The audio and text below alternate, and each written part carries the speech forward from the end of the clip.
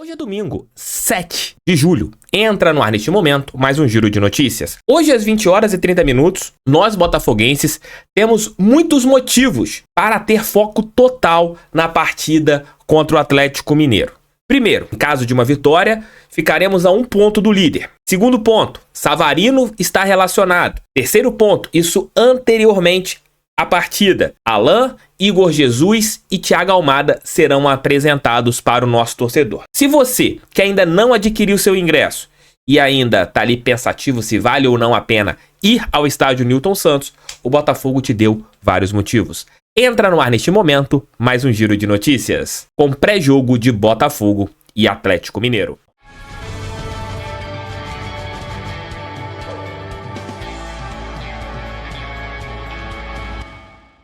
A seleção da CBF foi eliminada ontem na Copa América para o Uruguai nos pênaltis. Mas ainda segue a Copa América, segue a Eurocopa e segue a margem zero lá na Parimat. Se você ainda não fez o seu palpite, tá dando mole, com R$50 em palpites, você pode concorrer a R$100 mil e uma viagem para Miami. Além, claro, da margem zero, que é fantástica. Você também pode palpitar hoje no jogo do Fogão contra a equipe do Atlético Mineiro. Link no primeiro comentário, faça o seu cadastro, é importante para o canal do TF, é importante para o Botafogo, entrem lá, porque cada cadastro vocês ajudam demais o meu canal e também ajudam demais o nosso glorioso. Hoje, às 20 horas e 30 minutos, jogo com transmissão do PFC, Botafogo e Atlético Mineiro, 15ª rodada do Campeonato Brasileiro.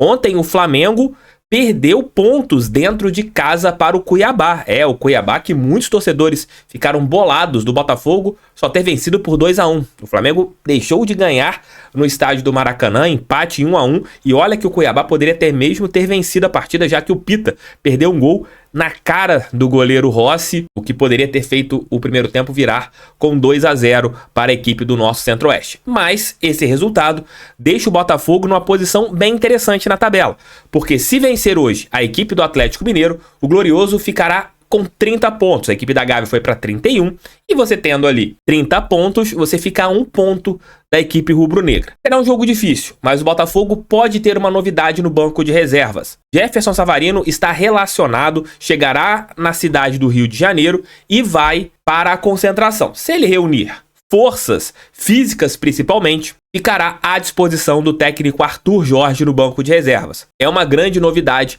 essa volta do Jefferson Savarino. Tomara que ele consiga viajar bem, chegue bem e faça parte ali do banco de reservas e, se entrar, faça a diferença. Botafogo tem que colocar a sua intensidade, tem que colocar aquilo que é o seu ponto forte jogando dentro de casa. Ainda mais se o Savarino estiver no banco de reservas, você pode ter uma opção bem interessante. O Botafogo você acha que deve entrar em campo, TF? Eu acredito em John, na lateral direita, Damian Soares, volta após a suspensão no jogo contra o Cuiabá. A zaga, eu iria de Bastos e Barbosa, mas eu acredito que ele vá de Alter e Bastos. Na lateral esquerda, Cuiabano, já que esse jogador atuou menos de um tempo contra a equipe do Cuiabá. Meio campo com Gregory e Marlon Freitas. Pela esquerda, Tietê ou Cauê. Pela direita, Luiz Henrique. E aí fica a dúvida se ele vai de Tiquinho Soares junto com Júnior Santos ou se ele vai de Eduardo junto com Júnior Santos. Então são essas dúvidas que eu acredito que o técnico Arthur Jorge tenha, e ele passa sempre para os jogadores do Botafogo na pré-eleição qual é a equipe titular. Então você tem ainda ali conversas que acontecerão entre jogadores e a comissão técnica para todo mundo chegar motivado na partida de logo mais. É jogo difícil, clássico do futebol brasileiro. O Galo, daqui a pouco o Léo Dantas vai trazer detalhes, não vive bom momento, mas é uma equipe que tem jogadores diferenciados. E o Léo Dantas vai trazer todas essas informações a respeito do Galo. Oi, Thiago e pessoal do canal, tudo bem? Vamos falar do Atlético Mineiro, adversário do Botafogo na noite desse domingo. O Galo está em 11º lugar com 18 pontos, 4 vitórias, 6 empates, 3 derrotas. 20 gols marcados, é o 6º melhor ataque da competição, 20 gols sofridos, a 4ª pior defesa do brasileiro. O Atlético vem em um recorte que não é dos melhores. O time começou muito bem quando o Milito assumiu, bons resultados na Libertadores, classificação que de início parecia tranquila, só que no Brasileirão as coisas começaram a capengar e o time foi perdendo rendimento. Nos últimos 11 jogos, apenas 3 vitórias do Atlético, muito baixo para o nível do elenco que o Galo tem. Isso tem muito a ver, claro, com o alto índice de desfalques que o Atlético tem tido. Desde o início da data FIFA, o Atlético perdeu muitos jogadores para seleções que continuam cedidos na Copa América, em sua maioria, e nesse intervalo, essa necessidade de usar mais jogadores mais vezes ocasionou muitas lesões também, então o Atlético tem tido muitos jogadores contundidos, desfalcando. Ainda assim, tem conseguido bons resultados como visitante, caso do jogo desse domingo. Apenas uma derrota nas 6 partidas realizadas fora de casa no Campeonato Brasileiro. Vamos começar a análise tática pela defesa, como sempre, só salientando algo. Justamente em função desses muitos desfalques, o Atlético tem se virado nos 30 e às vezes precisa fazer muitas improvisações.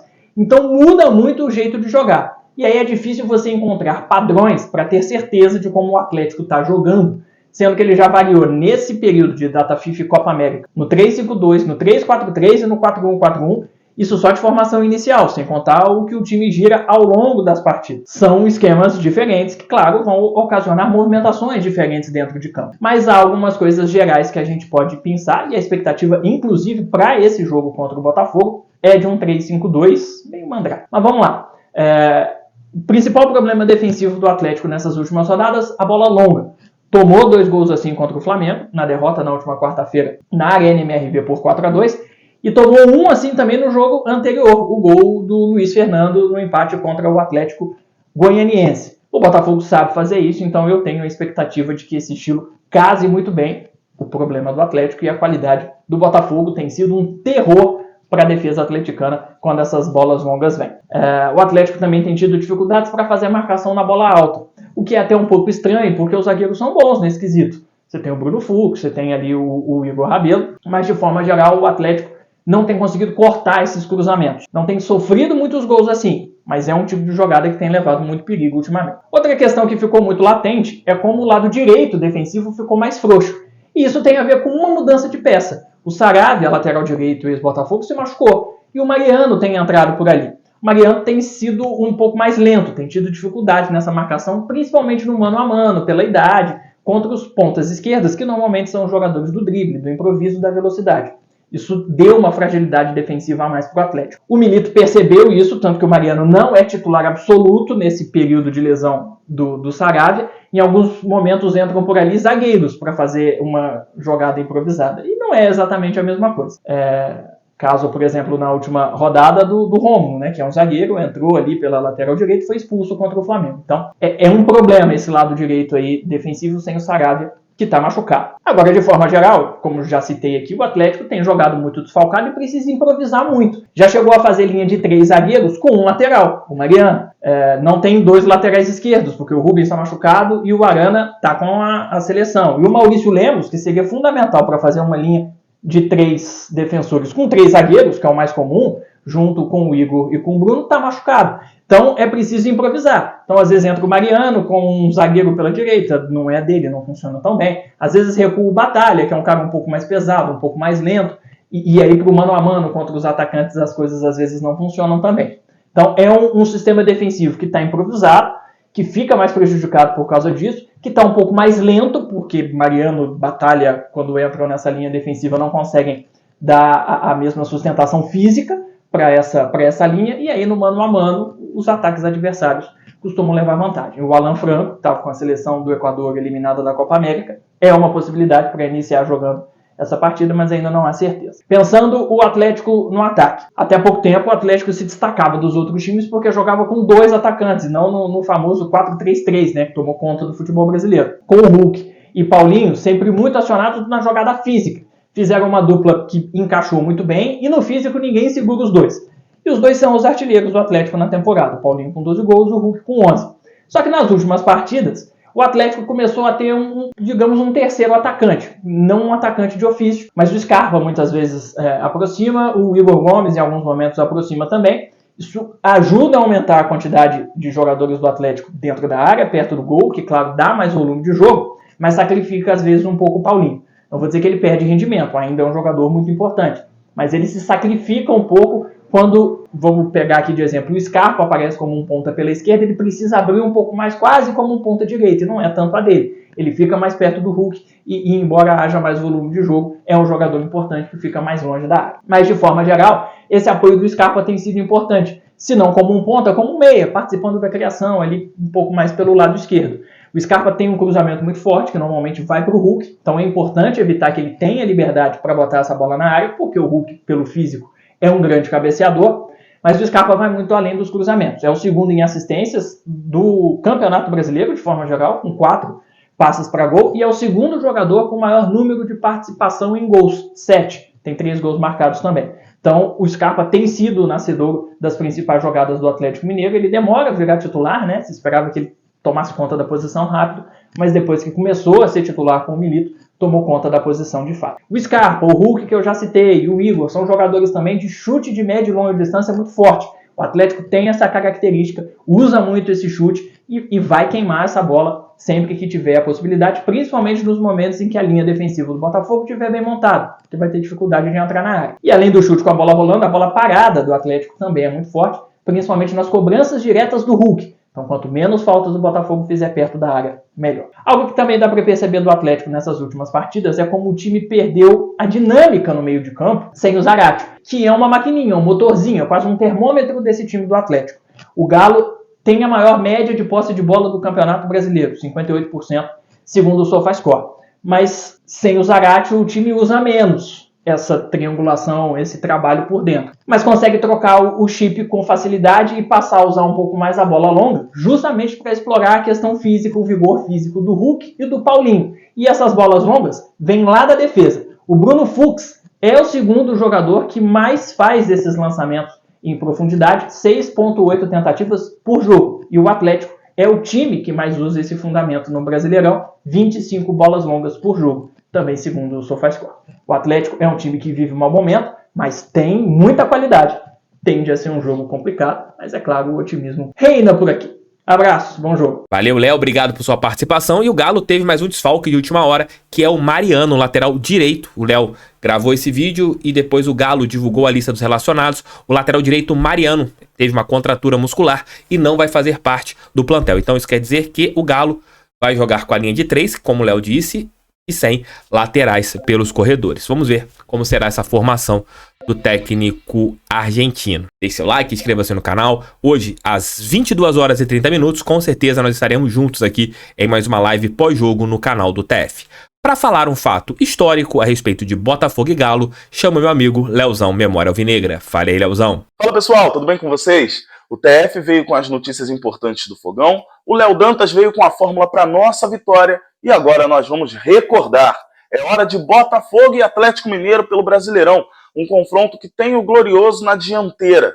São 82 jogos oficiais entre as duas equipes, com 35 vitórias, 20 empates e 27 derrotas para o time mineiro. Considerando só o Brasileirão, são 58 jogos e aí sim tem um equilíbrio. 23 vitórias do Bota, 21 vitórias do Atlético Mineiro, além de 14 empates. Seguindo nessa mesma linha, vamos com números quando o mando é nosso.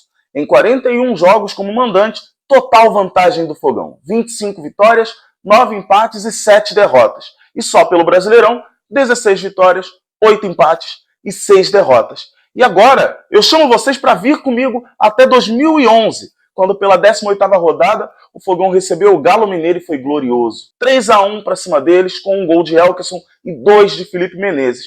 E mais lá atrás ainda, em 1995, pela segunda fase do campeonato, o Botafogo goleou o Atlético Mineiro por 5-0. Gonçalves até fez o dele, mas o show ficou por conta realmente de Túlio e Donizete. Cada um marcou 2 gols naquele jogo. Junto com o Túlio, eu tenho que citar o Roberto Miranda. Já que eu falei do Túlio, vou falar agora do Roberto Miranda também. Isso porque os dois são os maiores artilheiros do confronto contra o Atlético Mineiro. 8 gols cada um. 8 gols para Túlio, 8 gols para Roberto Miranda. E aí fica a cargo dos nossos atacantes da atualidade. Alô Tiquinho, alô Júnior Santos, alô Luiz Henrique. É hora de colocar o nome na história desse confronto. E vocês podem começar hoje com uma vitória do Fogão. É para isso que cada alvinegro de casa e no estádio vai estar torcendo. Então, bom jogo para todo mundo, grande abraço para vocês e vamos para cima, Fogão. Obrigado, Leozão, obrigado, Léo Dantas. Então, é isso, meus amigos. Se vocês ainda têm dúvidas se vale ou não a pena sair de casa domingo mais à noite, você poderia estar com a tua família, hoje tem jogo do Fogão. Tem a apresentação da contratação mais cara do futebol brasileiro. Tem a contratação de um jogador que o torcedor vascaíno achou que ele fosse para lá, no caso o Alan. E tem o camisa 9 que o próprio Atlético Mineiro queria, que era o Igor Jesus, isso antes da partida. E com a partida rolando, o Botafogo pode se consolidar ali na vice-liderança do Brasileiro, diminuindo a diferença para 1 ponto em relação ao Flamengo. São muitos motivos para quem ainda tem dúvidas se vale ou não a pena ir ao estádio Newton Santos comparecer. Hoje, pelo menos umas 25 mil pessoas, seria um público bem bacana para o nosso glorioso. Meus amigos, beijos, fiquem com Deus, estamos juntos, fogo neles, pra cima deles, fogão, sempre fogão. Volto às 22 horas e 30 minutos ou a qualquer horário, caso tenhamos alguma nova informação sobre o nosso glorioso. Valeu, gente, fui, fique com Deus e até daqui a pouco. A live já tá programada, hein?